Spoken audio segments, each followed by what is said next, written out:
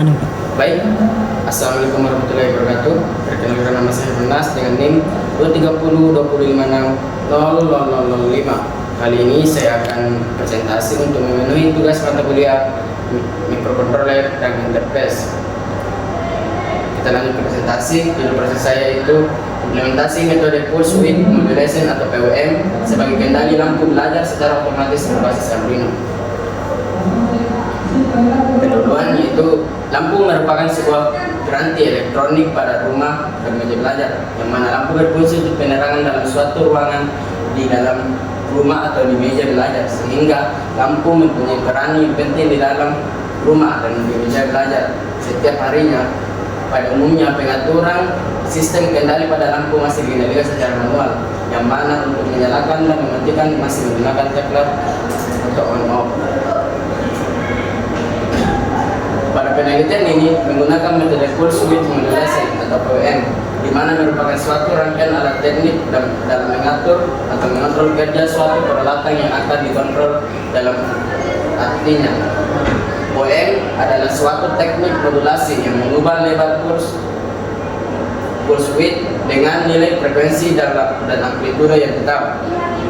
PWM dapat dianggap sebagai kebalikan dari ADC atau analog to digital converter yang mengkonversi sinyal analog ke digital. PWM atau pulse width modulation ini digunakan menghasilkan sinyal analog dari perangkat digital, contohnya dari mikrocontroller. Adapun tujuan penelitian yaitu studi literatur, merupakan salah satu metode yang digunakan untuk mengumpulkan referensi melalui media seperti buku dan jurnal, guna mengumpulkan data komponen yang dapat digunakan sebagai panduan atau pedoman dalam melakukan penelitian ini. Yang kedua yaitu eksperimen atau percobaan langsung, salah satu metode yang dilakukan guna membuktikan data-data yang diperoleh dari penelitian sebelumnya untuk mendapatkan data perbandingan yang lebih akurat dan terpercaya. Tahapan sistem. Adapun tahapan sistem yaitu pertama instalasi sistem, turun ke identifikasi input, ketiga proses data input, keempat implementasi metode PWM, dan yang terakhir eksekusi output. Adapun arsitektur sistemnya itu sensor peer sebagai input, Arduino Uno untuk memproses, dan output servo dan lampu, dan adapun daya daya 12 volt. Penjelasan dari yang tadi, sensor peer adalah komponen yang digunakan sebagai input pada rancangan sistem, di mana sebagai pendeteksi adanya usia di sekitar meja yang selanjutnya memberikan sinyal pada Arduino. Sensor ultrasonik berfungsi sebagai pendeteksi jarak usia dan meja untuk menentukan output pada lampu. Yang ketiga Arduino Uno R3.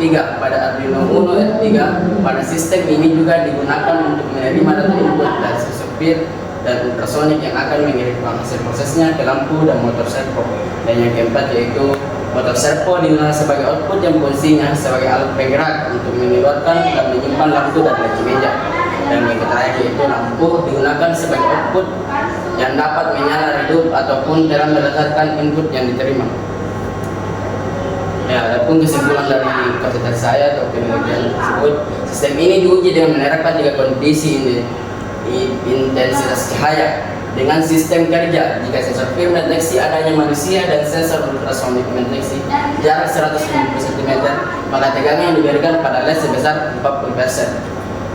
Jika sensor peer mendeteksi adanya manusia dan sensor ultrasonik mendeteksi jarak 100 cm, maka tegangan yang diberikan pada led sebesar 60%. Dan jika sensor peer mendeteksi adanya manusia dan sensor ultrasonik mendeteksi jarak 50 cm, maka tegangan yang diberikan pada led sebesar 80%. Nah, itu tadi presentasi saya. Saya Hernas, mohon maaf bila ada kesalahan. Assalamualaikum warahmatullahi wabarakatuh.